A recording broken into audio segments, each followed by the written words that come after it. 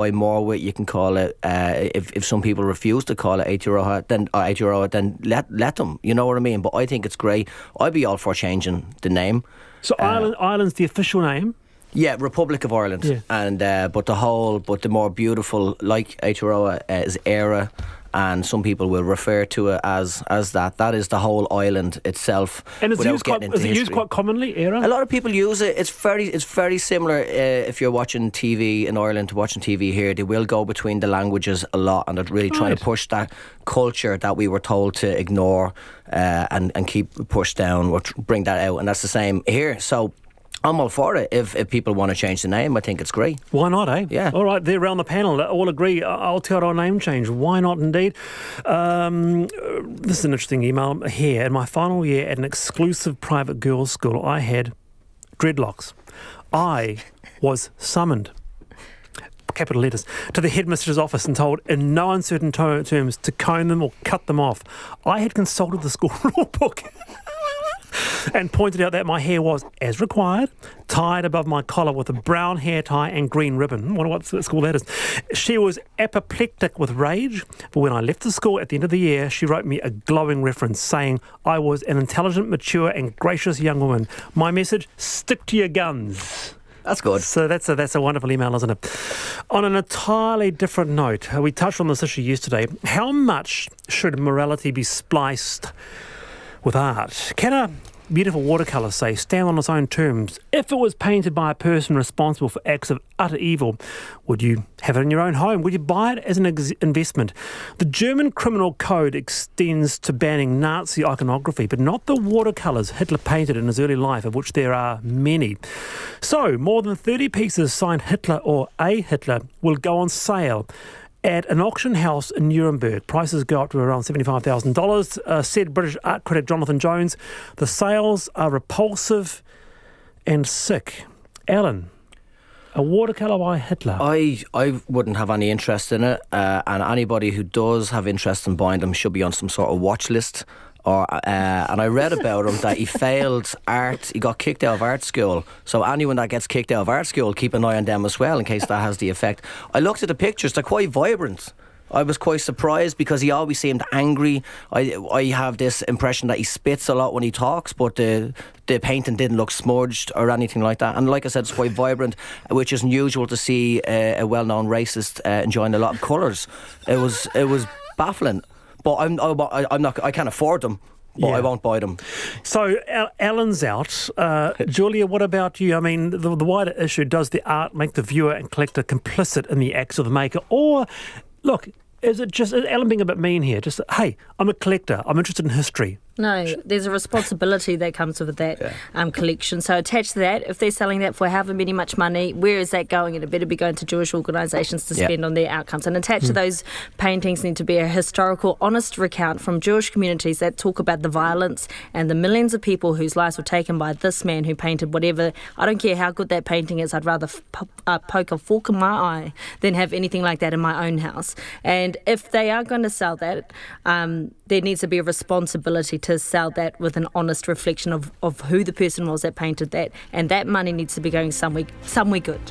I can't beat that, Alan, can you? Beautiful, elegant. Wonder what a way to end. There you go. A lot of response. Change the country's name, it will cost millions. I love Aotearoa. Change it. Aotearoa New Zealand, home sweet home from A to Z. Julia Whaiputi and Alan McElroy, it's been a pleasure having you on Friday afternoon on the panel. Thank you. I'm back Monday, see you then.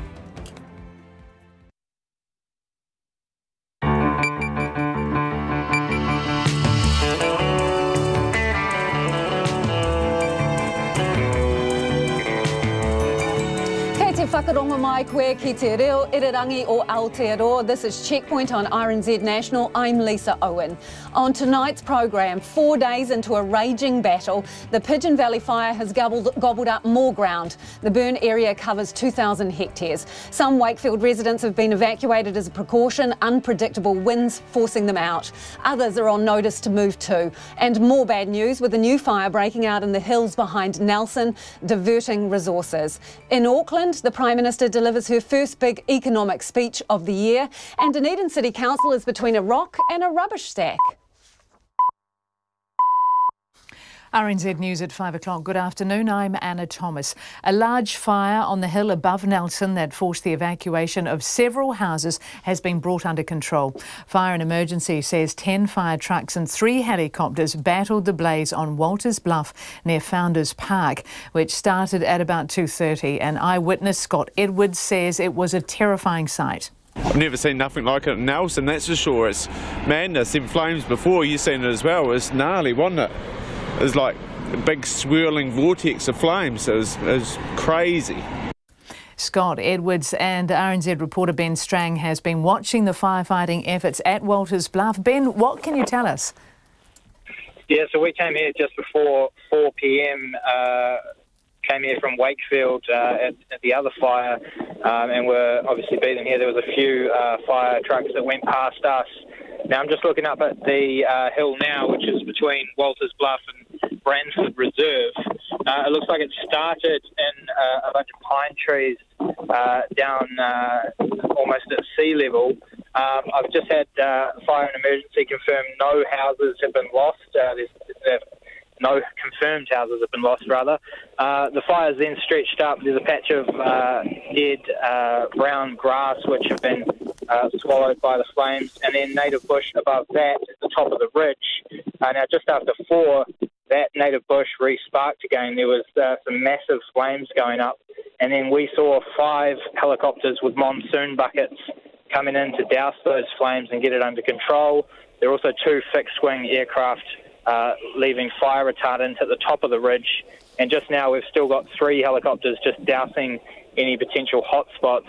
Of course, all of these resources have come from the main fire further south, so at some point soon we're hoping that they'll be heading back to fight that one. OK, that's Ben Strang, our reporter in Nelson. And further south, a decision was made earlier this afternoon to evacuate the town of Wakefield. Residents were told to go because there was a risk a northerly wind could blow the main Pigeon Valley fire towards the town.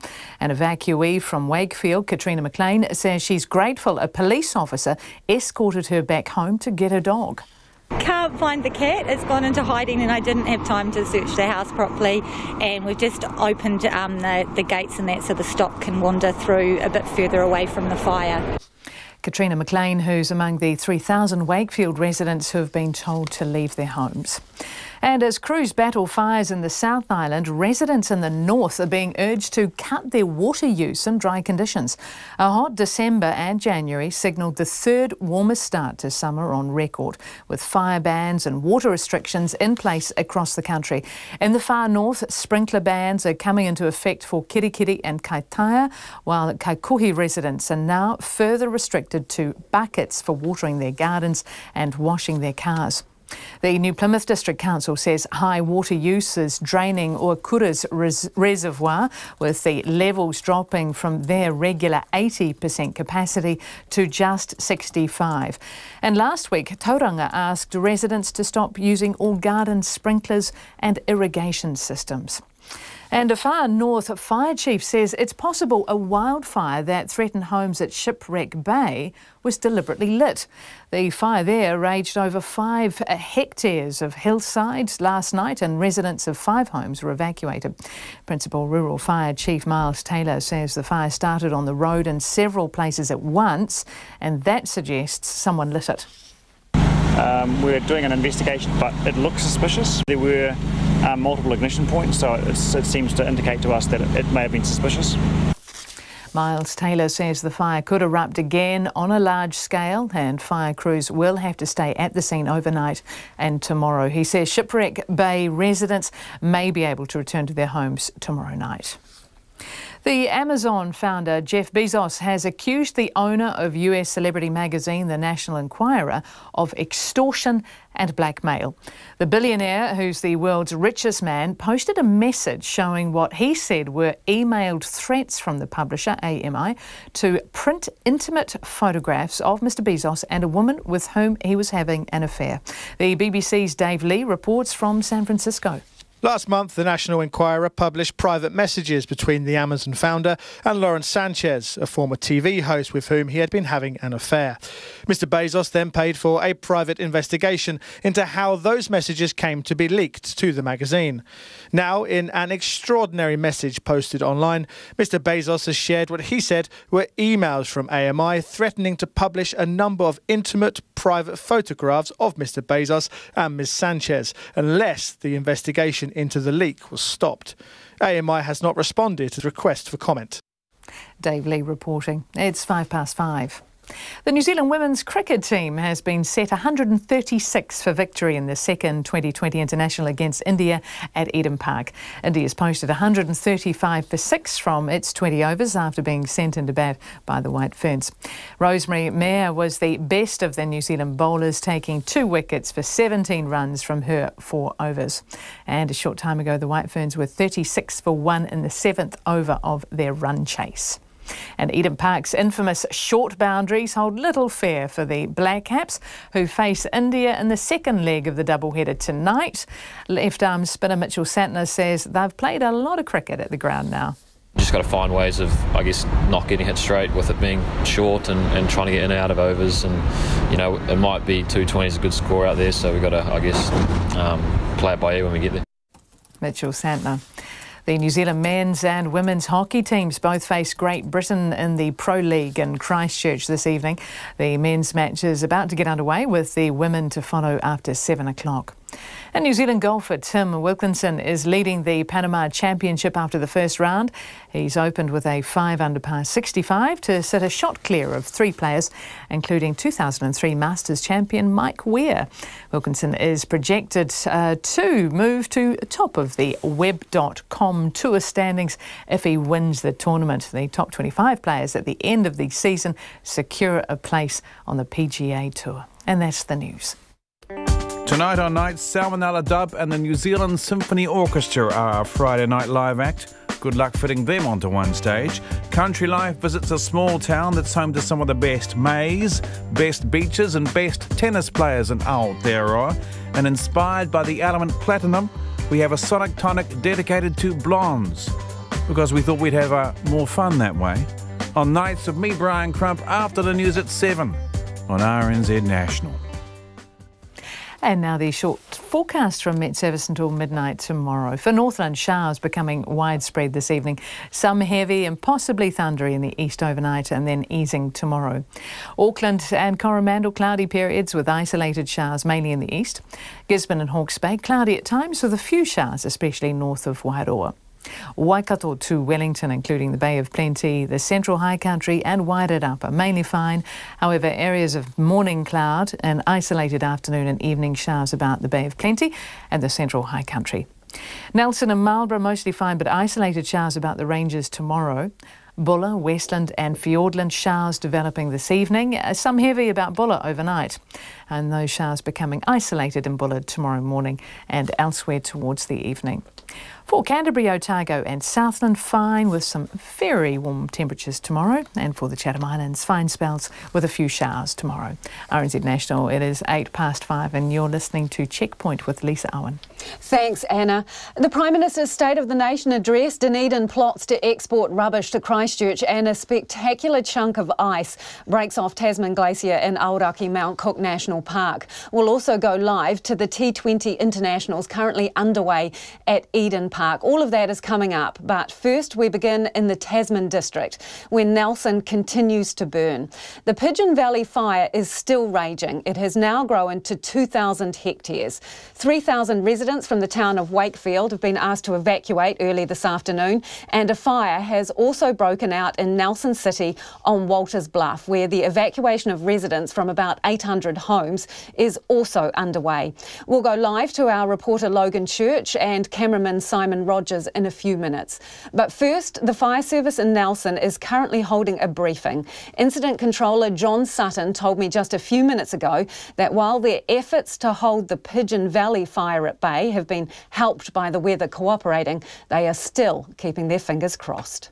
The bad news is that we've had another new fire start. I think it was approximately 1500 this afternoon, started at Walter Bluff area north of Nelson.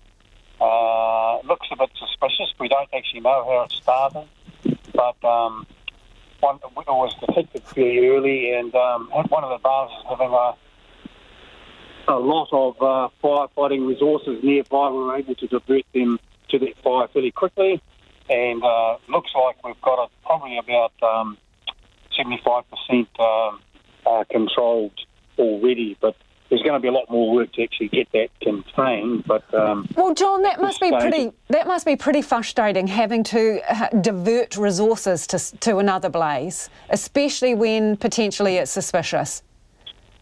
Yes, it is very frustrating. We had to divert away 5 helicopters and 5 fire crew, and plus important fire managers to oversee that work. And we'll have to go back there for at least a few days to make sure that gets fully extinguished.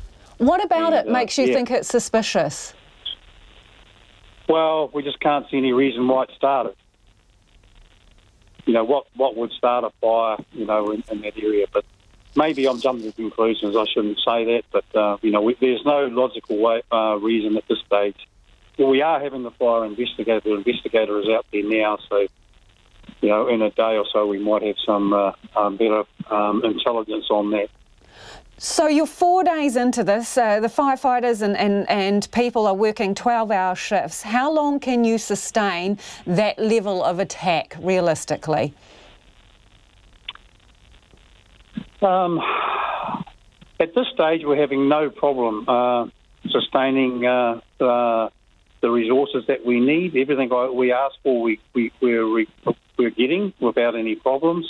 We're not in growth mode at the moment, so we're maintaining what we've got, but what we need to keep doing is bringing in new crews so we can rotate some of the ones that have been working very hard out. So we've got to be able to give people breaks. Sorry, John, where are your reinforcements coming from in terms of crews? Out of province now. We're getting firefighters from Southland, Canterbury, West Coast, and North Island, from the North Island as well. But from here, I just ask for resources, and they keep coming. So I'm happy in that regard. So Wakefield, John, what is the latest there? How many people out, and how many people still there? I'm not sure on that, but I think in the first increment of evacuations, we're talking about, was it 250 houses? And so I think that equates to about 1,200 people. And then it moves incrementally, through the higher risk, to the lowest risk. I think that's how it's working. So I would imagine at the moment there'd be 1,200 people that would be displaced, or if not entirely, they'll be largely by now. Joining us now from outside the Nelson Courthouse with the Walters Bluff fire burning behind him is our reporter Logan Church with cameraman Simon Rogers. Logan, what can you see? Hi Lisa, yes, as you said, we're standing in front of the Nelson Courthouse, and over my shoulder we can see a hillside blackened by fire. Even now this fire is under control, but smoke is still coming out from the trees. I don't know if you can hear, but helicopters are still dumping monsoon buckets, and up until recently we have heard and seen fixed-wing aircraft dumping fire retardant on there. Now, as I said, that fire is under control, but for a lot of people in this area, all eyes have been south on the major fire which is still burning in the hills over there. Just the latest on the numbers, we're told that that fire today is at 2,100 hectares. The perimeter around the fire, 27 kilometres. Now, the firefighters are not taking any chances. 22 helicopters and 2 fixed-wing aircraft are attacking that blaze, but it's certainly still raging and not yet under control. However, one of the big pieces of news today was actually in Wakefield, which is a small township near the blaze, about 3,000 people.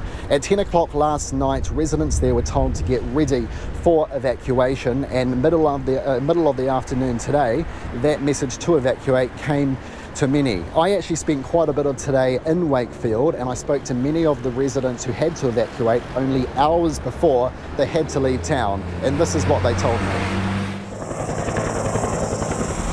Wakefield's residents were on red alert today when I met some of them only hours before they were told to evacuate.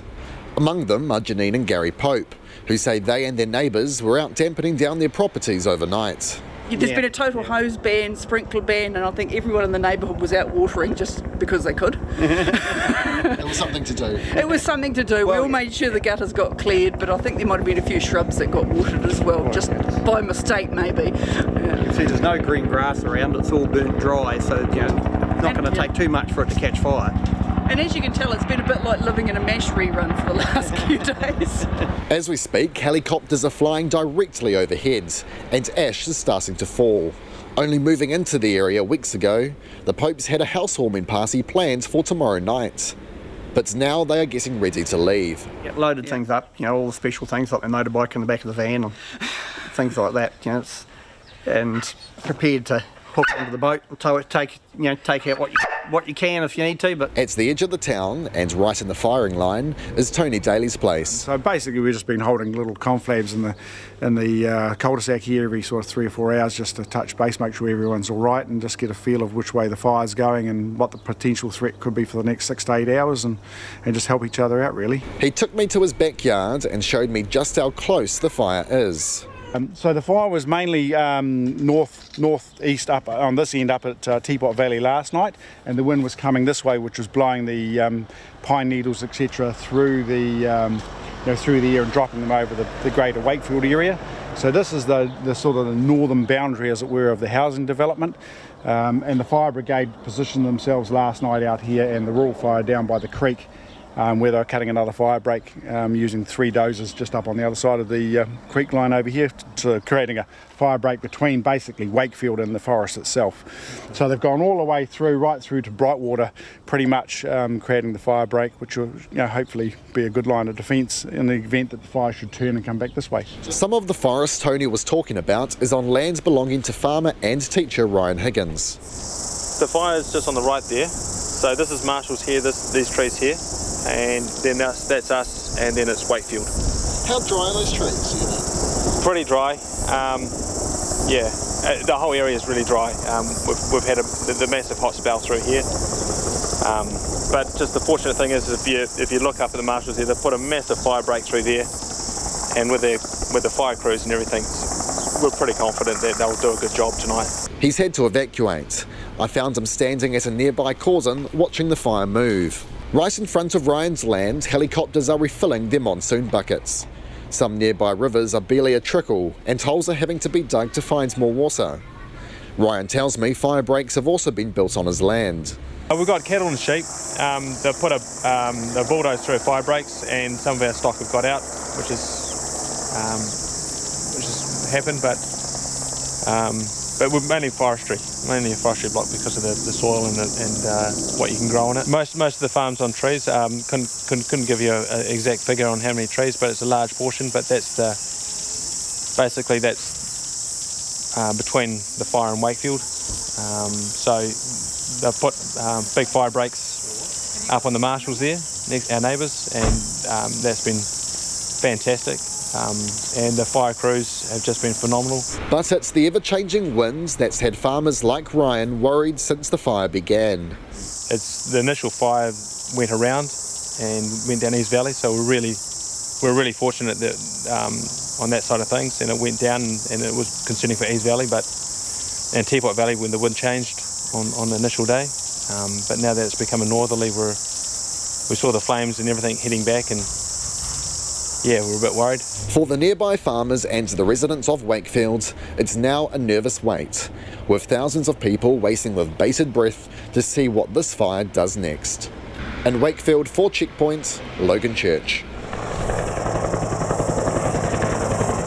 It is 19 minutes past 5 and you're with Checkpoint on RNZ National. We're keen for your feedback. You can text us on 2101, tweet us at Checkpoint RNZ or flick us an email at checkpoint@rnz.co.nz. This afternoon, Agriculture Minister Damien OConnor announced $50,000 to help Nelson Tasman farmers and growers in what has been described as a medium-scale adverse event. And he's with us now live. Good evening, Minister. What does that mean, that declaration in practical terms for people living in that area? Look, what it means to the farmers is firstly there'll be some support or more support available from the rural support trusts. When they're talking with their bankers or talking with other people, everyone will understand that this is a pretty acute situation and that the farmer is not alone and challenged by this. And it just means that all the agencies of government are aware of the dilemma and will help in any way they can. So while it's not a significant assistance for any particular farmer, it says that this region is under pressure. We've obviously seen that the fire is a big challenge for a lot of people, especially those in and around the perimeter. But for the wider region, this has turned around from what it was a situation with reasonable feed, reasonable moisture prior to Christmas, to now one of acute shortage of both moisture and for some feed for their stock. When I spoke to the Civil Defence Minister last night, he said that you weren't looking at declaring an adverse event. So what changed in that time? Look, we assessed there are a number of factors across the board that we look at, and this was we thought that we had to move here to ensure that people felt that they were supported when needed. The Prime Minister came down yesterday. We assured all the people involved with the fire operation that government would do whatever we could to help them. It's important that others who are out challenged by some similar situations. Things are very dry. There's a risk of fire, as we saw just this afternoon, anywhere popping up. So we're just ensuring that we're supporting the people across the region and not just those, as I say, on the firing line. There are a lot of people that rely week to week on a paycheck who work in the agricultural sector. You know, for example, the forestry has suspended in a significant area as a result of this. The sawmill is shut down at the moment. You know, seasonal workers. What is there for them? Well, that's what we have to look at methods of supporting them. In terms of the drought, we have orchardists who have got a lot of apples on their trees. They're now contemplating whether, without water, does that stress the trees and ruin their crop next year? How do they manage this crop of apples that might not get to full maturity? A lot of uncertainties around jobs. And for those workers, what do you recommend those workers do who aren't picking up a cheque? What we are ensuring is that the government agencies are now aware of the situation, that we will now work on a plan to help them and ensure that they do have an income. We can't specify what applies to each particular worker or individual, but the government agencies, supported by government, will do their very best for them. How quickly can they do that? Well, as quickly as necessary. At the moment, everyone is... So a matter of days? Everyone's gainfully employed actually trying to fight this fire around the region, and it's an incredible effort by both volunteers, by the community, putting food together, cooking it up, providing it to the people who are fighting the fire. I don't think anyone's sitting by idle at this point, but as you say, in the future, when we do the mop-up, I guess, there will be less jobs because we've had a hell of a lot of trees burnt, and those are the things that we'll be needing to plan for in the future. So this area is not the only one that's been experiencing extreme dry patches. Are you anticipating any further declarations or drought declarations? And if so, what areas are you looking at? Well, I think what's happened is the speed of change has hit everyone. There was reasonable rainfall, very good season through the spring, but there'd been very hot, dry with wind across areas like Tasman, Nelson, up in Northland. Even the top of the west coast is starting to really suffer. So we're looking at those regions, almost on a day-to-day basis as they get acutely dry. So do you anticipate that there will be some assistance, say, for Marlborough and Northland? Yes, we are anticipating that we'll have to look at that, and we'll be talking with farmers, with rural support trusts, federated farmers, to make sure that when we do make the decision, then the resources go put to good effect and go to the right people. Just before you go, Minister, how long before you make a decision on those areas? Look, I can't say that. That depends on a number of factors. Obviously, here in Nelson, it doesn't look like we will get rain. I think the same may apply to Northland. The West Coast, you may get it. So, again, MPI, working with NIWA, working with a lot of agencies, does that assessment on a regular basis. Thank you for joining us this evening. That is Damien OConnor, the Agricultural Minister. Meanwhile, firefighters suspect a wildfire that threatened houses at Ahipara near Kaitaia this morning was deliberately lit. Far North volunteer fire crews arrived on the scene at about 1:30 this morning to find the whole hillside alight at the far end of Shipwreck Bay. Lois Williams reports from Ahipara. 5 hillside homes were evacuated and fire crews fought all night to keep the flames away from the houses. At daybreak, 4 helicopters with monsoon buckets joined in, and though the 5-hectare hillsides are charred mess, the homes were saved. The Principal Rural Fire Officer, Miles Taylor, says the fire began by the roadside beside Shipwreck Bay and it raced up the hill. Initially, when we got here, we put some crews in up some long driveways to try and help protect those houses, but after a while it became too dangerous for our crews to be there, so we had to pull out.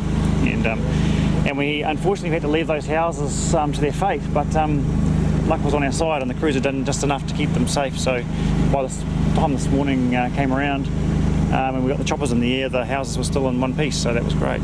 Miles Taylor says it was a terrifying experience for the homeowners. It was very scary, but it was also very stressful. You know, they were faced with losing all of their possessions and they had really no control over the outcome, and so it was a highly charged situation for them. One homeowner who didn't want to be named was staying with friends last night when he got the call, and he was still feeling shaky this afternoon. They rang me, one of the firemen rang me this morning to tell me that the fire had been there and they'd stopped it, were quite effective in stopping it, but a change of wind this morning saw something, turned it in and came back and got some of my ancillary buildings. Oh no, so you lost a shed or two? Yeah. And your house is all right? Yes, at this stage. Miles Taylor says it's not known how the fire started, but it did start near the road that runs along Shipwreck Bay in several places at about the same time. And that, he says, raises the possibility that the fire was deliberately lit. There were multiple ignition points, so it seems to indicate to us that it may have been suspicious. The Far North Mayor, John Carter, says it's horrific to think that anyone would deliberately torch a hillside, risking lives and property. Mr Carter told the fire crews this afternoon they'd made a spectacular save. That's all due to the credit of our volunteers and the fire service and the police and all the people who have been here. They've done an outstanding job, and we've just got to say thanks so much to them. Smoke was still billowing from the hillside as Shipwreck Bay baked in the high summer heat this afternoon, as small fires were erupting sporadically, keeping the fire crews on the hop. Miles Taylor says the fire could still erupt again on a large scale, and firefighters will have to stay at the scene for at least 24 hours. If we make the same progress tomorrow that we're making today, we'd be looking pretty good. But again, it just takes one spark to get back into the scrub and we're back into it again. So I'm being very cautious. And it'll be tomorrow night at the earliest before the hillside residents can return to their homes. At Shipwreck Bay for Checkpoint, Lois Williams. Councils across the country are urging residents to cut down on their household water usage after weeks of hot and dry weather. Hot conditions in December and January signalled the third warmest start to summer on record, with fire bans and water restrictions in many places across the country. Tom Furley reports. NIWA's principal forecasting scientist, Chris Brandolino, says areas at the top of both islands are extremely dry and on the cusp of meteorological drought. The soils are very dry for this time of year, and there are some hot spots where there is some pretty significant dryness in much of Northland, Taranaki region, Manawatu, parts of the Auckland region, even portions of the interior Bay of Plenty. The South Island probably has the most significant area of dryness, particularly across the upper half of the South Island. He says rainfall for much of the country over the next week to 10 days will be less than normal, and while Nelson might get some this weekend, the amount will be negligible. In Tasman, where a fire has been raging for several days, there is a total hosing ban, and the council is considering physically limiting cutting the water supply if conditions don't improve. In the far north, sprinkler bans are coming into effect for Kirikiri and Kaitaia, while Kaikohe residents are now further restricted to buckets for watering their gardens and washing their cars. Despite this, Kirikiri kiwi fruit grower David Kelly says the horticulture sector is coping well. Most of Kirikiri is supplied by Kirikiri Irrigation Scheme. There are one or two private schemes. I understand one of those schemes that's on a river is now moved into restrictions for take, but fortunately for the majority of Kirikiri, we're drawing up from two major dams. The new Plymouth District Council says high water use is draining Oakura's reservoir, with the levels dropping from their regular 80% capacity to just 65%. Last week, Tauranga asked residents to stop using all garden sprinklers and irrigation systems. Federated Farmers Vice President Andrew Hoggard says a late wet season last year has set most farmers around the country in good stead for summer conditions. The question is, does it go longer than normal? Because if it sort of breaks at the normal stage, then in a general sense, it shouldn't have too much impact. But if it goes for longer, there could be some impacts on some areas. He says providing help to members affected by the Nelson fire is his top priority for the time being, and he'll be advising farmers in other regions next week on how to proceed if the dry spell continues. For Checkpoint, Tom Fairley.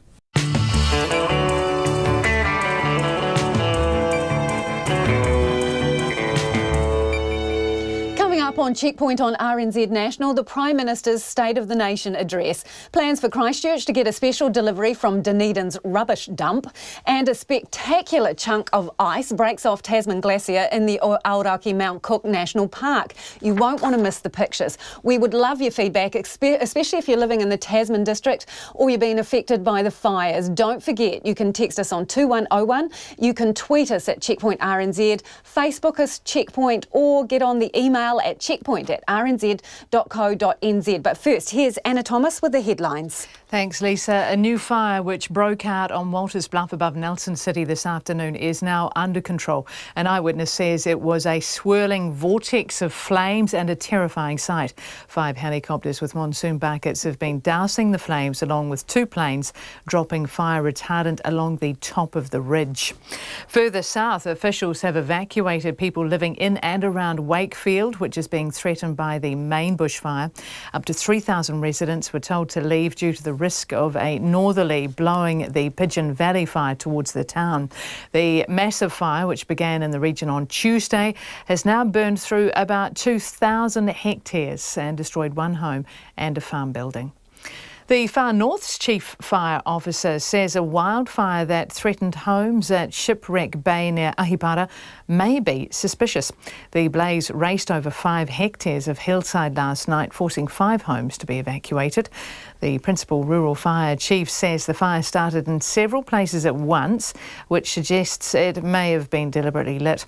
Miles Taylor says it could flare up again and crews will have to stay at the scene overnight and tomorrow. The West Coast District Health Board says the theft of a defibrillator has robbed it of an essential piece of training equipment. The defibrillator, 6 textbooks and 2 heart rhythm simulators were taken from the St John training facility in Greymouth before Christmas. A DHB spokesperson says it was for training rather than clinical use, but was needed to prepare staff to respond to a heart attack. In total, the stolen equipment is valued at just over $17,000, including nearly $12,000 for the defibrillator. And the world's richest man, Jeff Bezos, has accused the owner of the National Enquirer's magazine of trying to blackmail him over lewd pictures. The Amazon.com founder says the magazine's parent company, AMI, wanted him to drop an investigation into how it got hold of his private messages. Mr. Bezos and his wife, Mackenzie, last month announced they were getting divorced just before the National Enquirer carried reports about his extramarital affair. And that's the news. Thanks, Anna. A new fire has broken out on Waters Bluff above Nelson City this afternoon. It is now apparently under control. We'll have more on the situation in the Nelson Tasman district, but first let's turn to Madison Reedy, who's with us for business. Madison, tell me, a report today on the investment performance of iwi. How are they doing? Yeah, TDB Advisory, which is a business advisory firm, they've compared the investment success and also not so successful of 8 iwi, and they chose them based on their population size. I mean, these things are usually pretty big, and also the worth of their assets is also how they measured them up as well. So in total, these 8 iwi oversee about $5.5 billion worth of assets, so they're pretty lucrative entities. And what this comparative report found was that Ngāti Whātua has by far done the best in the years between 2013 and 2018 over that 5-year period. So on an average annual return basis over those past 5 years, Ngāti Whātua came out with a 15% average annual return, which is pretty whopping. And then second up was Ngāi Tahu, so they're based in the South Island. They invest in largely private equity. They came out with a 12% average annual return over that same period. The benchmark across the 8 was about 8.5%,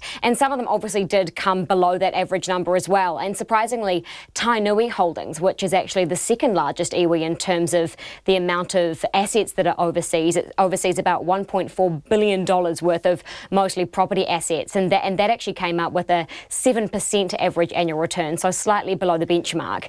The worst performing ones were the East Cape's Ngāti Porou and Ngāti Awa in the Bay of Plenty.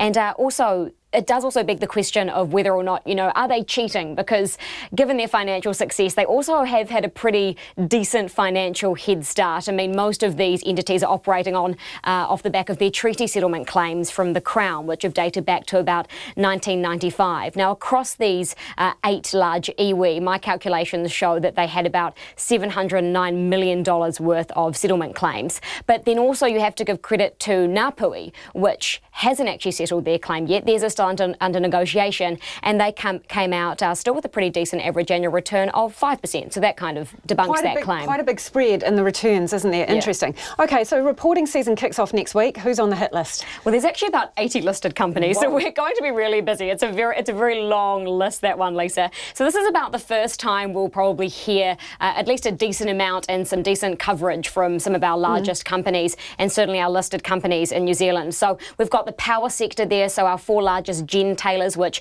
generate and sell electricity. We've got them on the hit parade as well. We've also got retirement villages, so some of the larger ones there like MetLife Care in Somerset. Local banks too, so that'll be quite interesting given what we just heard about Australian banks across the ditch. We've got retailers, so your classic ones like Warehouse Group and Briscoe Group.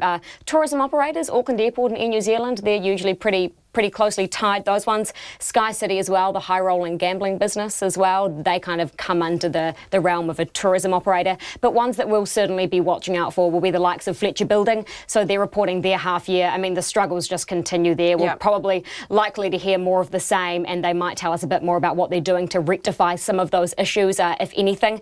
We've also got Spark and Sky TV, which could be interesting too, but it's not our first rodeo, so I'm sure we'll ask all the right questions.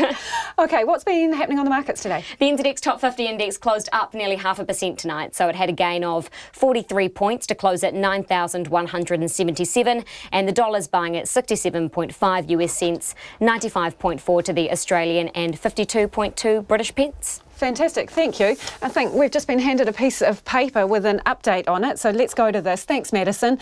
Civil Defence is now telling Wakefield residents in the area bordered by Barton Lane, Higgins Road and Pigeon Valley Road to evacuate as well. I'm just going to repeat that. Residents in the area bordered by Barton Lane, Higgins Road and Pigeon Valley Road, it is time to evacuate, Civil Defence is saying.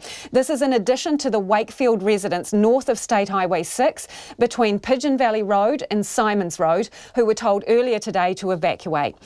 Civil Defence says that evacuation is well underway. It is urging people in southern Wakefield to be prepared to evacuate or self-evacuate. So get ready if you're in southern Wakefield, or take yourself out of that area now. That is the advice from Civil Defence. People are being asked to take with them some vital items. Take water, food, any medicines that you might need, your pets, particularly domestic pets, and valuables with you. So that is the latest from Civil Defence. They are evacuating further areas and putting people on notice to be ready to go. We'll bring you more as it comes in. National was looking to throw a spanner in the works as the Prime Minister delivered her first big economic speech of the year, making public what it says are leaked details about major reforms coming for polytechs and institutes of technology. Jacinda Ardern's address was about reassuring business that the government was preparing New Zealand for a potential global economic slowdown, doubling down on securing new trade deals as part of the plan, along with far-reaching reforms for vocational training. But as Ms Ardern was flagging in an announcement this week, National's Simon Bridges was briefing reporters about the plan he says was information leaked to National from a concerned and unsettled sector. Our political editor Jane Patterson filed this report. The elephant in the room, business confidence, had become a bit smaller, declared Ms Ardern as she laid out the government's agenda for the coming year. But it was a plan to overhaul polytechs and institutes of technology that was the most controversial. Ms Ardern said the government had already spent $100 million bailing out 4 polytechs. We currently have a vocational education system that is in many cases struggling.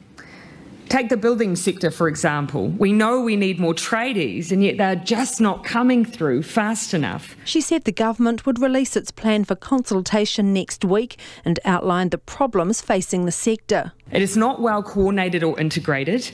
It is not easy for business to engage with, and it delivers variable results across the country. We have a duplication of courses as well, and also a lack of consistency. Many of the institutes face an issue of scale and insufficient capital to grow and respond, and all of this is ultimately unsustainable. Meanwhile, down at the National Party's caucus retreat in Hamilton, leader Simon Bridges was telling reporters sources from within the sector had leaked the plan, which would result in 4 regional hubs. What the government is doing in relation to polytechnics next week is abolishing them all, moving to 4 hubs, effectively a nationalisation, a Venezuelan model when it comes to polytechnics. We also understand quite clearly that this means 1,000 fewer jobs. All of which was put to the Prime Minister. He is utterly incorrect. Our goal is to grow the sector. And I have to say, we inherited a sector that had already experienced bailouts. No work that I can see was done by the previous government to address persistent problems. Her Education Minister Chris Hipkins said the current structure was not sustainable. If we don't do something, the regions are going to lose their polytechnics. They already are. The polytechs are already retrenching, they're already cutting courses, they're already laying off staff, and they have been for some time. In fact, I would venture to say that more people have been lost in terms of employees from the polytech sector over the last decade than the numbers that Simon Bridges is talking about at the moment. He said speculation about job losses was irresponsible, and Mr Hipkins questioned the accuracy of the information being fed to National and then on to reporters. Your intelligence about that is wrong. Whoever has been sharing that with you is wrong. So no regional hubs? You'll just have to wait until next week, but we will be announcing it. A possible capital gains tax was another area the Prime Minister was looking to damp down, saying speculation ahead of the release of the tax working group was feverish. She said the government would consider the report before deciding on its final position, but she reiterated any tax changes would not affect the family home or the land beneath it. In Auckland for Checkpoint, Jane Patterson. And we'll hear more from Jane after the 6 o'clock news tonight. The Dunedin City Council may have to resort to exporting its rubbish in coming years due to a lack of planning and foresight. The council says it's an unlikely scenario, but contingency plans need to be put in place. And in a worst-case scenario, some rubbish may end up trucked north of Christchurch.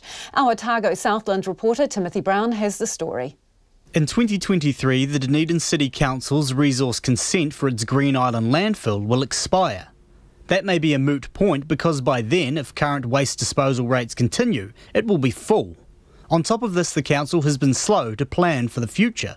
A point its Waste and Environmental Solutions Group manager, Chris Henderson, concedes. In 2014 and 2016, there's been attempts to actually look for solutions. Unfortunately, those processes haven't resulted in any successful conclusion, and that's what's basically made the process more urgent.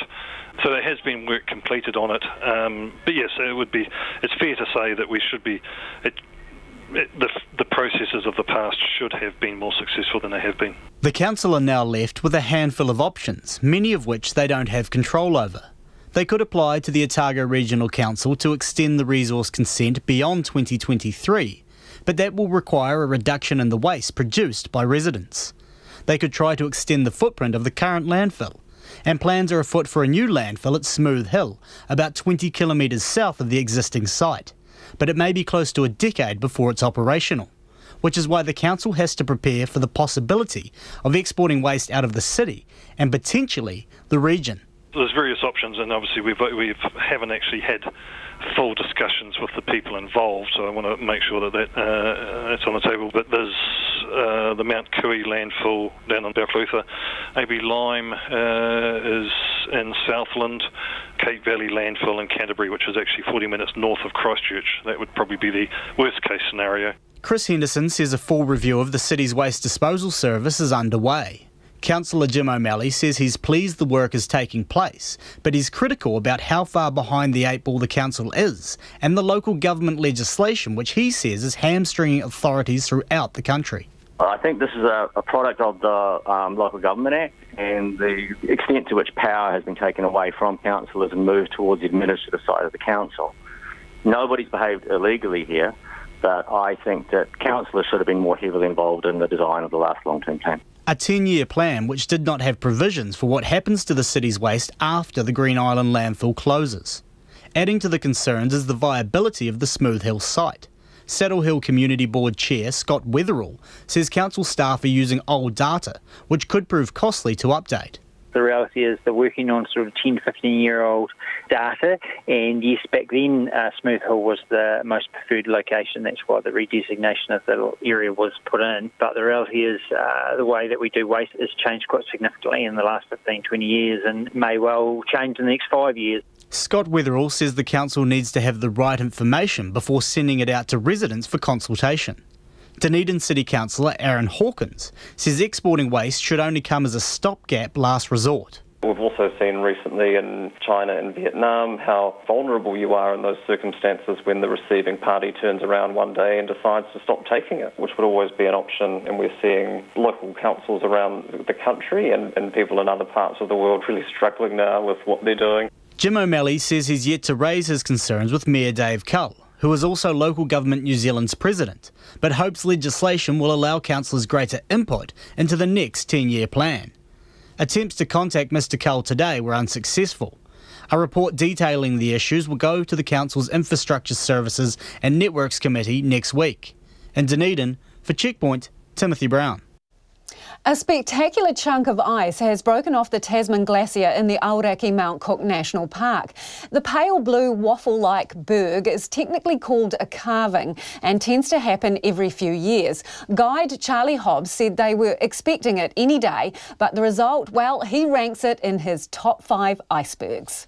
And it looks unbelievable. I mean, we've got some massive icebergs out there that they're going to set us up for the rest of the season, probably next season as well. So we're all really excited about it. And there's some pretty big chunks of ice.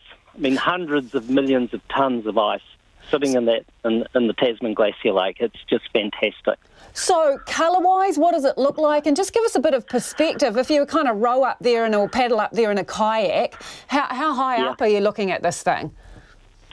Well, obviously, we don't go too close to the big ones in a kayak. Well, you don't need to because they're pretty big and you can see them from a short distance. But, they're pretty big. Remember, you can only see 10% of an iceberg when you're on top of the water. 90% is sitting below. I'm sure you've all seen the movie The Titanic. Yep. These bergs are mostly submerged, and when they roll over, Well, it's better than whale watching, that's for sure. I mean, it's pretty spectacular. Charlie, would you say it's beautiful, or how would you describe it? Oh, stunningly beautiful.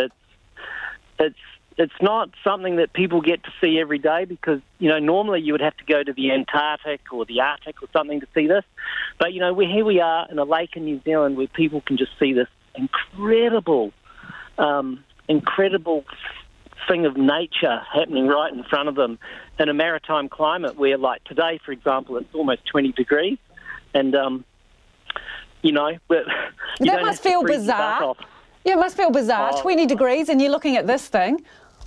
Yeah, it is. That's the unique thing about it, I think, that people can be in a warm environment and see icebergs floating in water. Pretty spectacular. Charlie, was there any warning that this was going to happen?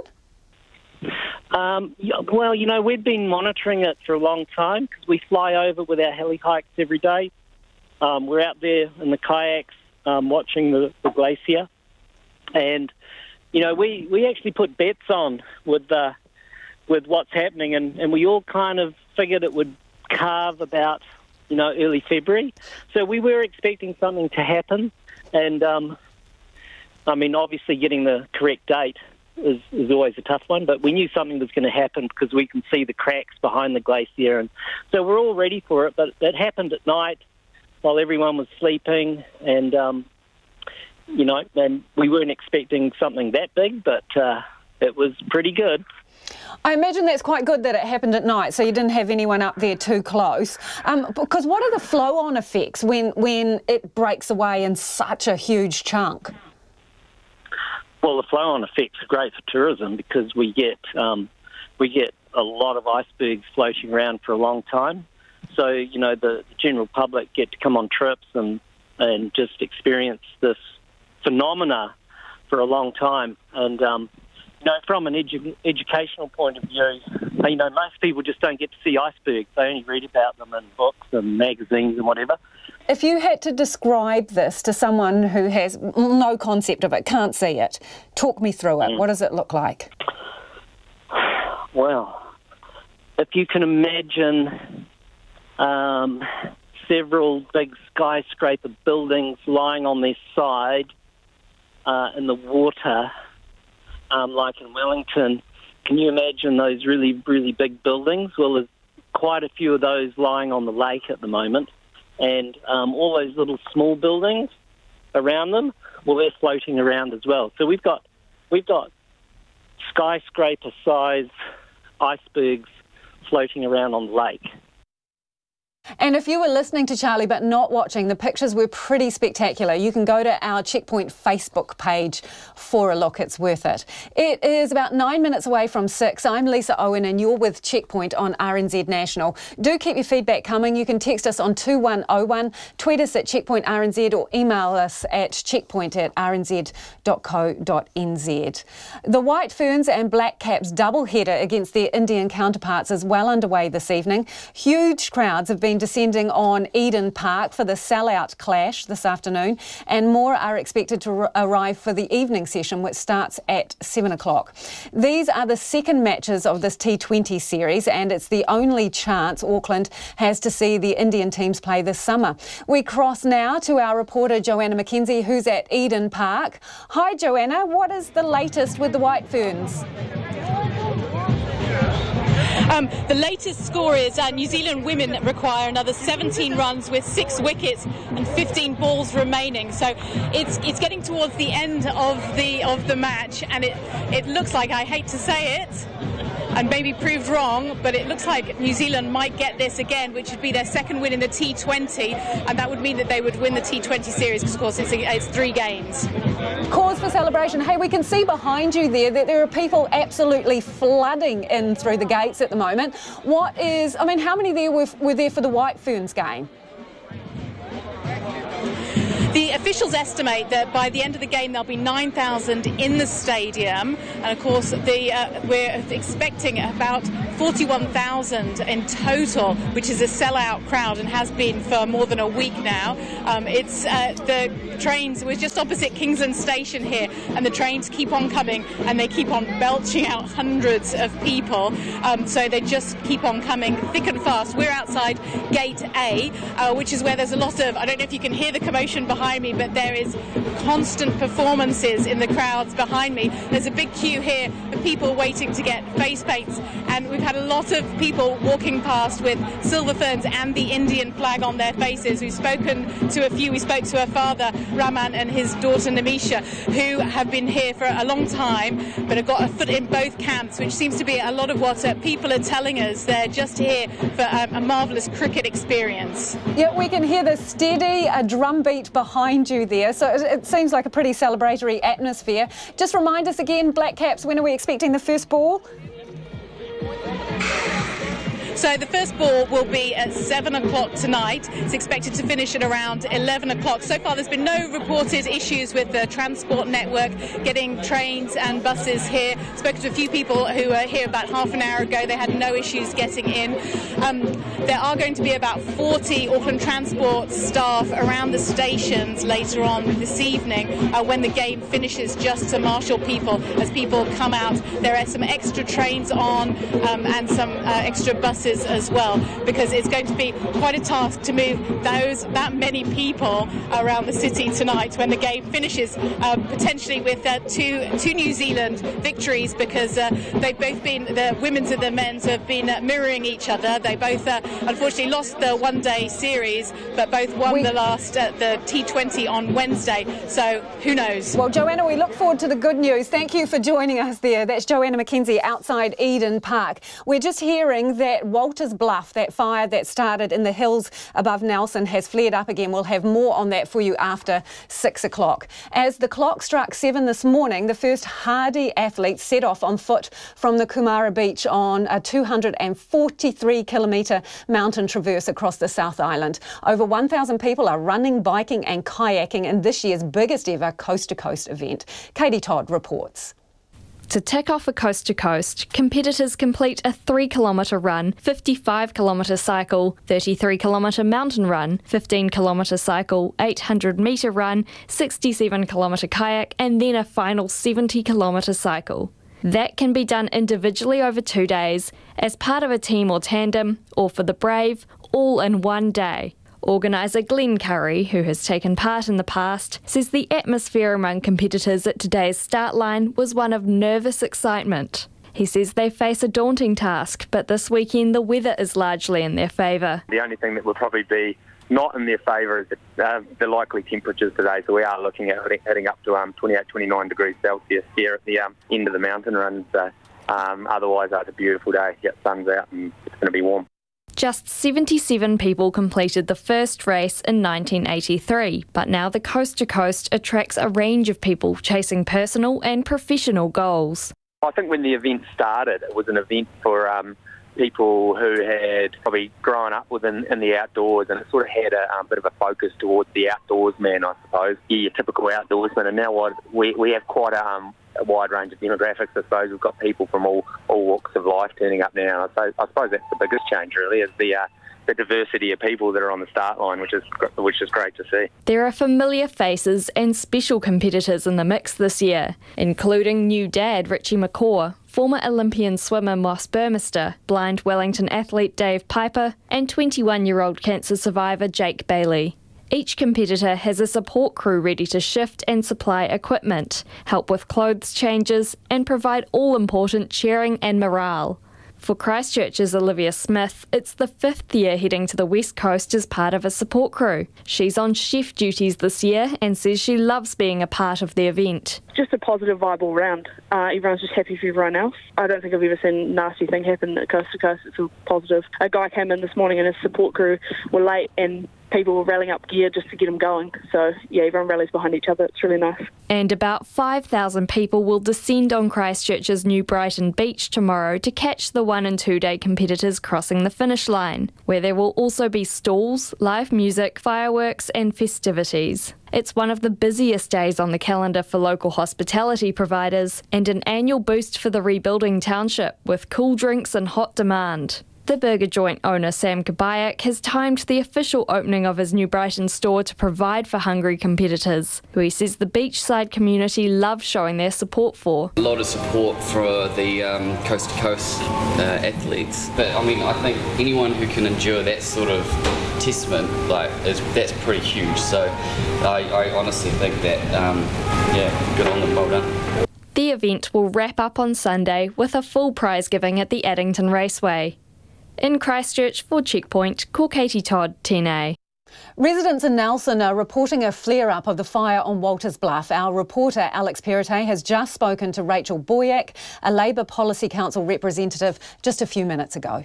We're just waiting to see a helicopter and monsoon bucket. Hopefully the sooner the better, because it's really starting to take off again, unfortunately. Now the firefighters originally sent 2 helicopters there, and I think there were about 10 fire trucks. They said it was under control. Did you see them move away after that? Did you? Yeah, well, everything has started to calm down. So I had picked up a friend of mine, Sarah, and taken her back to my house because she lives in the wood and wanted to evacuate. So we had decided to come back, and we could see the scarring on the land from where the flames had been, and then it just took off again. I saw on Twitter that your friend Sarah actually was tweeting there was a photo of a lot of smoke right near her house. So she was obviously one of those evacuated. But you're saying you're heading back into the area now? Yeah, we were dropping her home because we've been told, we'd seen through the media that it had been cleared. And as we came down Cambria Street, we've seen the fire flare up again. So, it looked like they thought, yep, we've got this under control. And then it's just obviously something sparked and taken off again in that same area. And what are you going to do now? Well, I phoned 111, and we're probably going to head away again until, Sarah is probably going to try and find somewhere to stay for the evening. All right, and getting back to that flare-up, are you seeing any action in any emergency vehicles around? They came really quick, so the fire engine's already here. And we can hear overhead quite a lot of helicopters, so we're just hoping pretty soon that they'll start dropping monsoon buckets.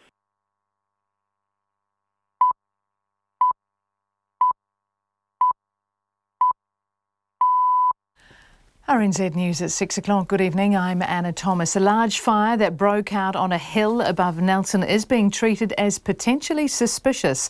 Fire and Emergency says firefighters and helicopters battled the blaze on Walters Bluff near Founders Park, which started at about 2:30 this afternoon. Several houses nearby also had to be evacuated. The fire has now been brought under control, but Incident Controller John Sutton told Checkpoint that's not the end of the work. It is very frustrating. We had to divert away 5 helicopters and 5 fire crew, and plus 14 fire managers to oversee that work. We'll have to go back there for at least a few days to make sure that gets fully extinguished. John Sutton says he can't think of any reason why the fire would have started. He says fire investigators will look into the matter. And in news just to hand, residents in Nelson are reporting a flare-up on the fire on Walters Bluff again. And Wakefield residents in the area bordered by Barton Lane, Higgins Road and Pigeon Valley Road are being asked to evacuate now as well. The evacuation of residents in Wakefield, north of State Highway 6 between Pigeon Valley Road and Simmons Road is well underway.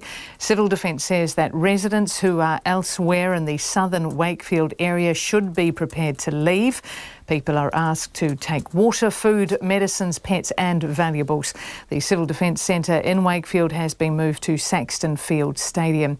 And evacuated residents are asked to register either by going to the centre, or for those who can't make it to the centre or don't need additional assistance, please call 03 543 8400. That's 03 543 8400 to register by phone. There will be road closures as the evacuations take place. Agriculture Minister Damien OConnor says declaring the Nelson Tasman fires an adverse event will free up help for farmers throughout the region. The fires were today declared a medium-scale adverse event, and Mr O'Connor says this means some extra funds will be available and more benevolent approach can be applied by a number of different organisations if farmers are in trouble. What it means to the farmers is, firstly, there'll be some support or more support available from the Rural Support Trusts. When they're talking with their bankers or talking with other people, everyone will understand that this is a pretty acute situation and that the farmer is not alone and challenged by this. Damien OConnor says the funds may not provide a big windfall for any one farmer, but will help provide wider relief. And the fund can also be accessed by those in the region not directly affected by the fire who are facing the same dry conditions. A 42-year-old man has been arrested in relation to a death in Hastings overnight. The police were called to a Lumsden Road address at about 2:30 this morning after receiving a report of a critically injured man. Emergency services administered CPR, but the 30-year-old died at the scene. The 42-year-old has been charged with wounding with intent to cause grievous bodily harm and is due to appear in the Hastings District Court tomorrow. In an unprecedented move, the sister of Thailand's King, Maha Vajiralongkorn, has announced she will run for Prime Minister in the country's general election next month. The move by former Princess Ubonrat Mahidol breaks the long-standing tradition of Thai royalty staying out of politics. The BBC's Jonathan Head reports. Given the reverence with which royalty, even those who've relinquished their titles, must be treated in Thailand, former Princess Ubonrat is in a strong position to be chosen by Parliament, however well the various parties perform in the election. The fact that she's the candidate for a party linked to former Prime Minister Thaksin Shinawatra is even more extraordinary. The military government, which has ruled Thailand for the past 5 years, overthrew a pro-Thaksin administration in the name of defending the monarchy. It wrote a new constitution designed to perpetuate military influence and to block Mr Thaksin's allies from winning yet another election. That strategy is now in pieces. Jonathan Head in Bangkok. Scientists have dismissed the widely held belief that drinking beer before wine reduces the severity of a hangover. Writing in the American Journal of Clinical Nutrition, the research team says it tested 90 volunteers with large quantities of alcohol. One group drank beer first, the second started with wine, while a control group consumed only one or the other. The next day, the scientists found no link between the order in which the volunteers had consumed their drinks and their severity. Do we really believe that? It is 6:05. The White Ferns are closing in on India's total in the 2020 match after the tourists posted 135 for 6 from its 20 overs after being sent into bat by New Zealand. Rosemary Mayer was the best of the New Zealand bowlers, taking 2 wickets for 17 runs from her 4 overs, while Susie Bates hit her 21st T20 half century off 40 balls. New Zealand currently lead the series 1-0. A short time ago, the White Ferns were 134 for 6 with 1 over left. And the men's match will get underway at 7 o'clock with the Black Caps leading their 3-match series 1-0.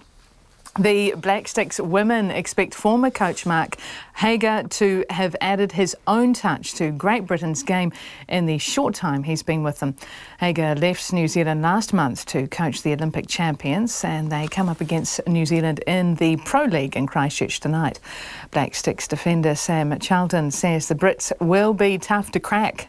They're always a defensively really solid side, so you don't get many opportunities against them, and when you do, they make it pretty tough for you. But Mark's obviously someone who loves to play a really attacking style of hockey, and I think he'll start to bring that to those girls, and I think we're pretty positive for them as a team. Sam Charlton and the women's Black Sticks are set to get underway around 7 o'clock tonight. Meanwhile, in the men's game, Great Britain are leading New Zealand 3-0 in the second quarter. Tennis New Zealand is searching for a new Fed Cup captain. Neil Carter has resigned from the role guiding the country's top female players after little over a year in the position. Tennis New Zealand hopes to announce Carter's replacement ahead of the Asia-Oceania Group 2 tournament in June. And UFC CEO Dana White has confirmed that if New Zealand fighter Israel Adesanya is successful in his fight against Brazilian veteran Anderson Silva at UFC 234 on Sunday, he will become the middleweight's #1 contender to vie for a title shot next. And New Zealand basketball star Steven Adams has scored 19 points, contributing to a 117-95 win over the Memphis Grizzlies in the NBA. And that's the news.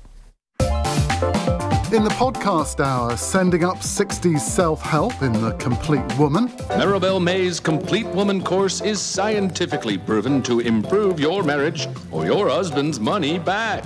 What'll happen when a major earthquake hits Los Angeles? We're better prepared for the big one than any big city in America, which is to say we're woefully unprepared.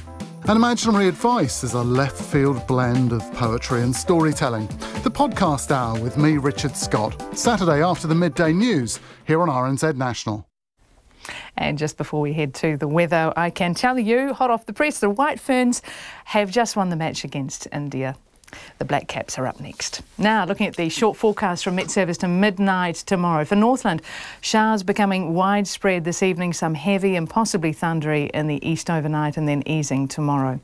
Auckland and Coromandel, cloudy periods with isolated showers mainly in the east. Gisborne and Hawke's Bay, cloudy at times with a few showers, especially north of Wairoa. Waikato to Wellington, including Bay of Plenty, the Central High Country and Wairarapa, mainly fine. However, areas of morning cloud and isolated afternoon and evening showers about the Bay of Plenty and the Central High Country. Nelson and Marlborough, mostly fine, but isolated showers about the ranges tomorrow. Bulla, Westland and Fiordland, showers developing this evening. Some heavy about Bulla overnight. Showers becoming isolated in Bulla tomorrow morning and elsewhere towards the evening.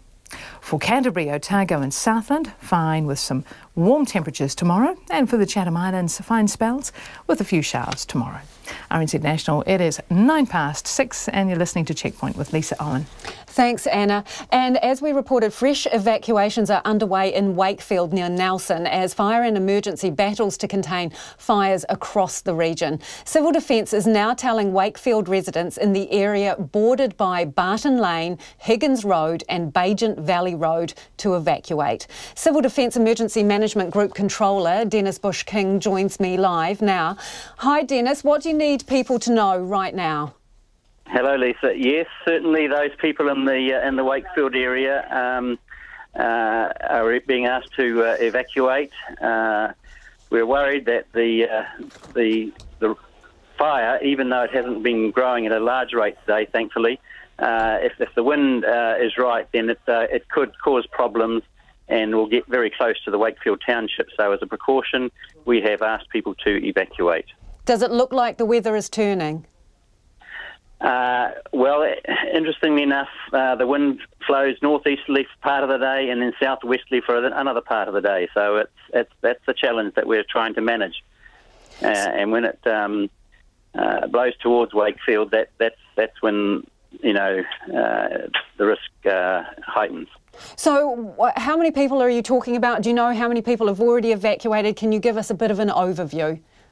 Yep, well, we actually think there's probably around nearly 1,000 people are probably affected over the duration of this event. Of course, we had some people evacuate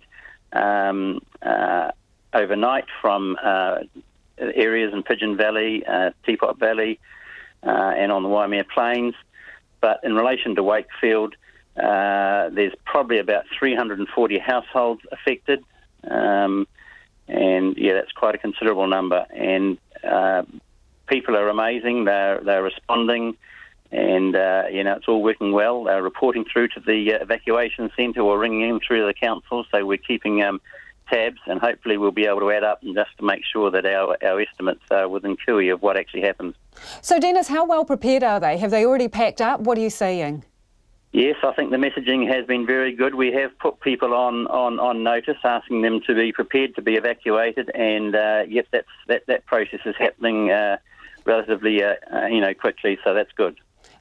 Do you have people knocking door to door? What is actually going on in those areas? The police are out there. We're using social media and other contacts to encourage people to evacuate. All the details are up on our website. But then the police and NZDF personnel are going along and getting people to move on if they're still within their houses.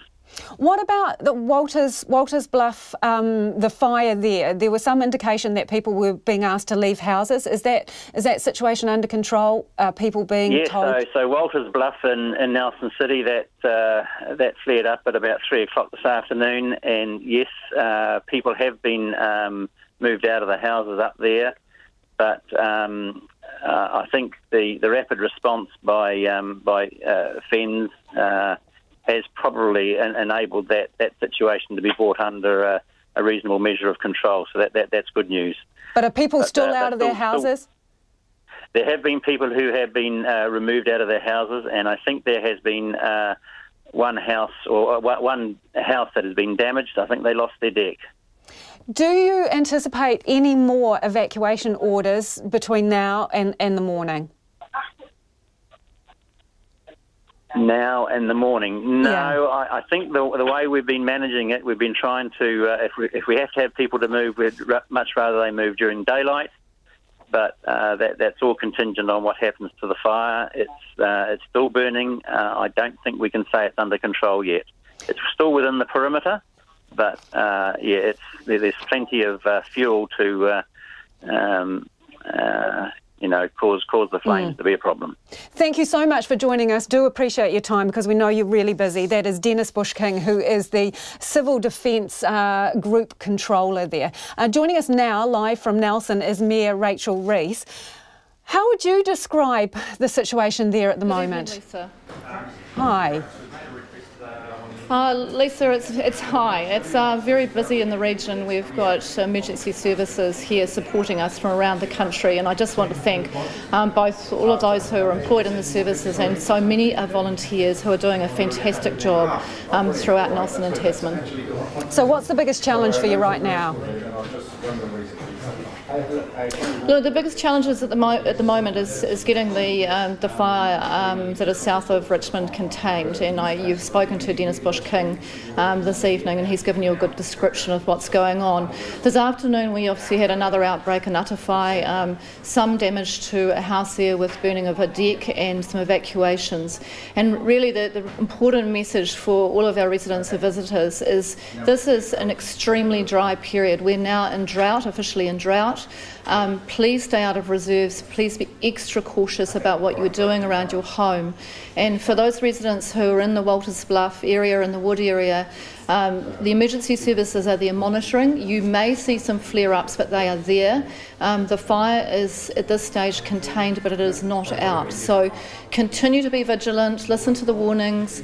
I always encourage people, we talk about it all the time. Have you got your evacuation pack ready? Well, if you haven't done it, it's a good time to get that planning done. I spoke to John Sutton, the fire incident controller, earlier, and he said he thinks that fire is suspicious. I mean, that's a kick while you're down, isn't it?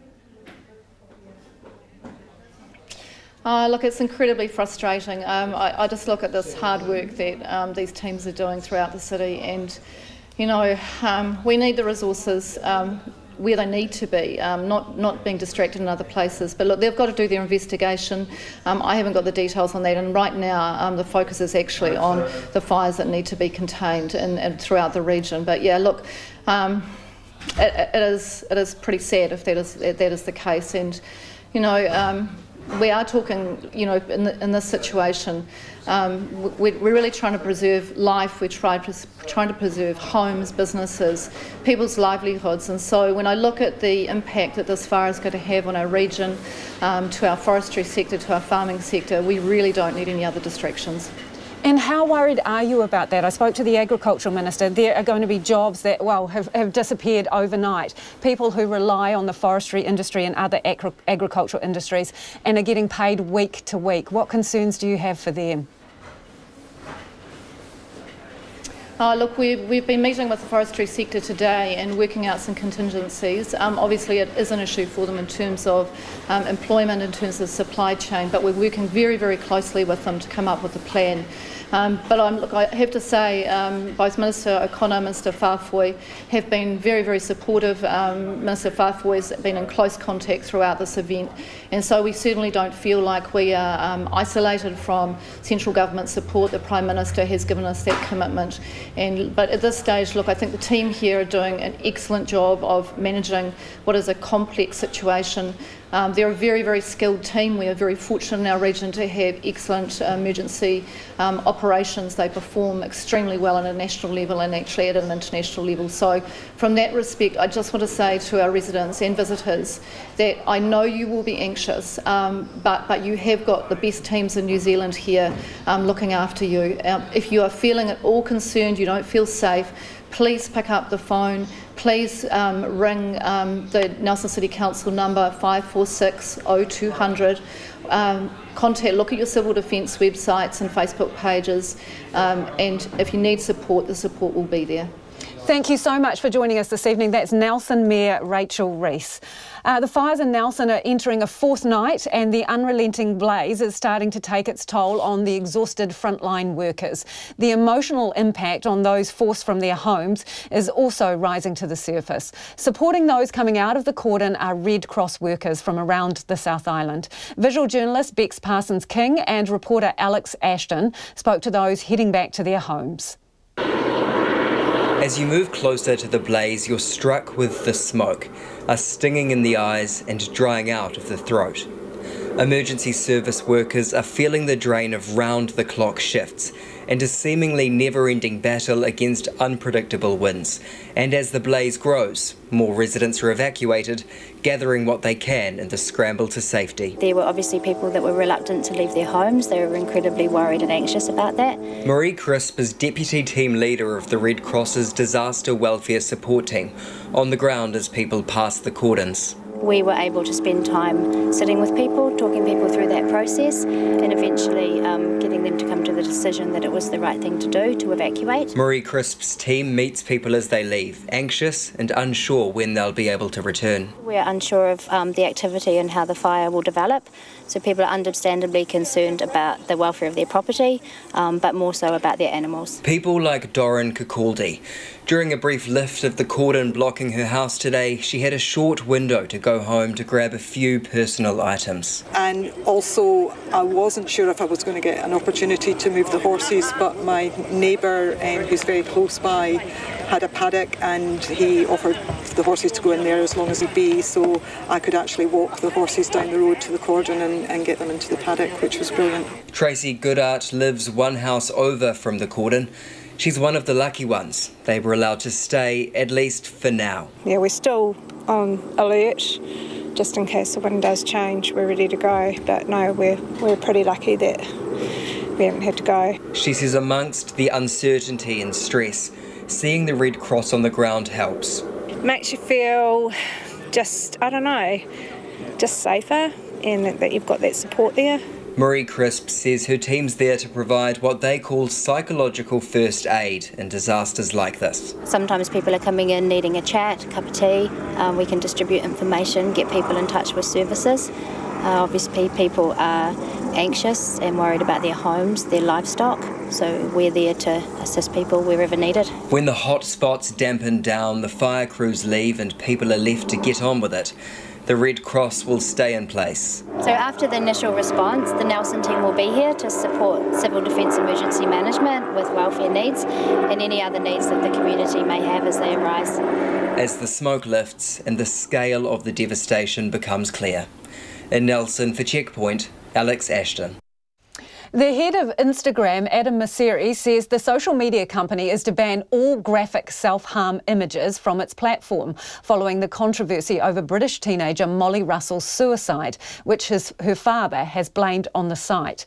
The announcement came as Mr Mosseri met with Matt Hancock, the UK Health Secretary, who last week warned social media firms they could be banned if they failed to remove harmful material.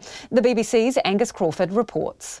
I've seen videos, I've seen pictures. Nothing's blocked. No, nothing's I blurred. haven't seen anything blurred. Meet Grace, Lucy, Shani and Julia. If your search for self-harm, you were then suddenly guided to how to commit suicide, how to hang yourself, how to tie a noose. Horrified by Molly's story and spurred into action, though their own families haven't been affected. This week, each set up a brand new account. You can still go on. And they have a message for the head of Instagram. You can still go and read how to kill yourself successfully, and you need to take a stand, and you need to do something now. You have a moral responsibility. So that's what a proportion of British society now feels about your platform. I mean, it's powerful. It's heavy stuff. I think we have an immense amount of responsibility.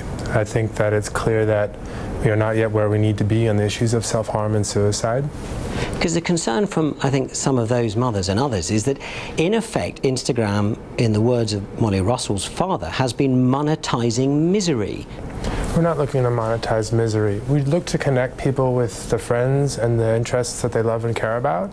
We think that we create a lot of good in the world, and we were not as focused as we should have been on the risks that came along with connecting so many people. But moving forward, actually, we're going to change our policy to not allow any graphic images of self-harm, whether or not it's admission or promotion. So you're going to take all self-harm images off of Instagram? Graphic self-harm images, yes. So I might have an image of a scar where I say I'm 30 days clean, and that's an important way for me to share my story. That kind of content can still live on the site, but we're actually, the next change is that it won't show up in any recommendation services, so it'll be harder to find. It won't be in search, it won't be in hashtags, it won't be in recommendations.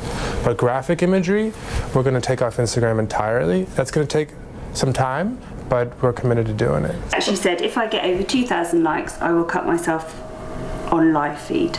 Any success won't be measured in the boardroom or even Parliament, but in homes and by families across the UK. And that was Angus Crawford with that report.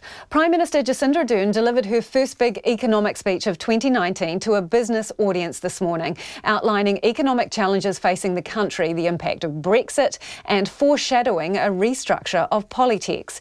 In her State of the Nation address, Ms Ardern said the government had already spent $100 million bailing out 4 Polytechs and the system was struggling. Our political editor, Jane Patterson, was at the breakfast, and I asked her if the Prime Minister did enough to wow the audience. I wouldn't say that it wowed. It was comprehensive, and Jacinda Ardern received some acknowledgement from the audience that actually she traversed a lot of ground, but there was nothing new in it. It was all about reassuring business about those economic headwinds that she said are potentially coming down the line, US and China, and the Brexit deadline, of course, a no Brexit deal causing further problems. But there was a warm reception for her, but I wouldn't say rapturous. There were quite a few stony faces in the audience when she was laying out Labour's plan. I wouldn't say that business seemed completely convinced about the new government just yet, but certainly, as I said, it was acknowledged that she had fronted up and were talking about things that were important to business, including securing those trade deals amid those very uncertain circumstances. And some of the other things that she's talking about have been pretty prickly issues, which is the tax review. She touched on that in her speech. Do you think anyone in that community would be assured by anything that she said? I think if anyone in the business audience was arriving at that speech expecting any kind of signal about a capital gains tax or any other tax changes, they would have been disappointed. But the government has made it very clear that when they have considered the report, which they have now, they will make their position clear only when they go public a bit later in the year. Now, that is partly because they are vulnerable on the tax issue. Jacinda Ardern slipped and slided around on some of these details in the election campaign, and they really had to move quickly to confirm exclusions like the family home and in fact the land beneath it, and that was something she reiterated again. She did make a remark during her speech that the speculation about the tax working group and what might come out of it had become feverish. Clearly a huge amount of interest, and the government is going to have to manage this process very, very carefully. Because it was also interesting when the media got to ask questions at the end. She was very good at doing the sidestep around questions about whether she personally would support a capital gains tax, and in fact didn't rule out the prospect that having no such tax was still under consideration? Like there's a possibility, no, we won't go there. Well, she has to be operating within the coalition arrangements. Now, what we do know is, personally, Jacinda Ardern is very much in favour of a capital gains tax. She made that very clear in the election campaign last year. Yet she won't articulate it now. That's right, because she can't articulate her personal position and then be contradicted or blocked by New Zealand First in particular, who have made no secret of their objection to a capital gains tax. Now, a lot of this has been dancing around what it's going to be, what it's going to look like. Remember too, Grant Robertson, after the interim tax working group report, said there will be no set capital gains tax at a set rate, the sort of traditional CGT that we've seen, but there are other options for taxing gains on capital, getting around the other way if you were. So it's going to be interesting, the politics of this. Will New Zealand First come on board with a tax that's different enough from a capital gains tax to be able to be palatable to them and also fit with Winston Peters' past comments about his objection to a CGT? Yeah, because she mentioned in the speech that they're deep in talks with their coalition partners. Would you like to be in the room for those?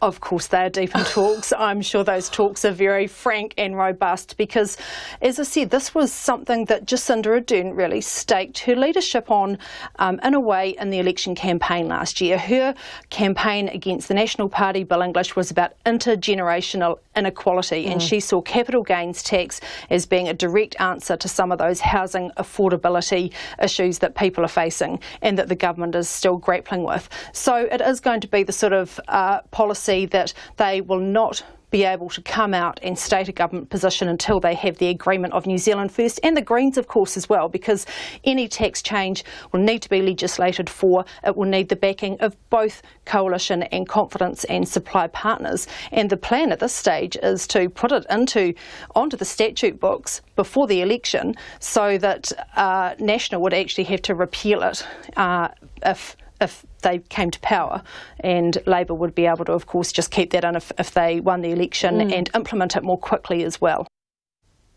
And that was our political editor, Jane Patterson. Before we go, we'll just bring you up to date with the situation in Pigeon Valley in the Tasman Nelson area. 2,100 hectares burned, 27-kilometre perimeter. Wakefield residents in the area bordered by Barton Lane, Higgins Road and Pigeon Valley Road are being asked to evacuate now as well. We understand the evacuation of residents in Wakefield, north of State Highway 6 between Pigeon Valley Road and Simons Road is well underway. Now, the Civil Defence Centre in Wakefield has been moved to Saxton Field Stadium. It's moved to Saxton Field Stadium. Evacuated residents are being asked to register either by going directly to that centre, or for those who can't make it to the centre or don't need to go there, they need to phone in and register by phone. They need to keep track of everyone. 03 543 8400. 03 543 8400 to register. The police are in the area door knocking, along with help from the Defence Force. 120 police officers are going into stage 1 of the evacuation area in Wakefield. Stay safe. RNZ News headlines at 6:30. People in Nelson have been reporting a flare-up of the potentially suspicious fire on Walters Bluff above the city, which officials earlier said was under control. In Wakefield, southwest of Nelson, about 100 households to the south of the town have been told to get ready to leave, as well as those already being evacuated by police and Defence Force staff. The Transport Agency is closing State Highway 6 from Kohatu to Brightwater after everyone has evacuated. And the Fire Services Controller for the Wakefield blaze, John Sutton, says that although the fire is still burning, it has not grown any further today. Our next news and weather is at 7. Country Life this week is visiting a small settlement with fewer than 500 residents. It's where our current top women's tennis player grew up. There's good farmland. He's probably some of the best in the world.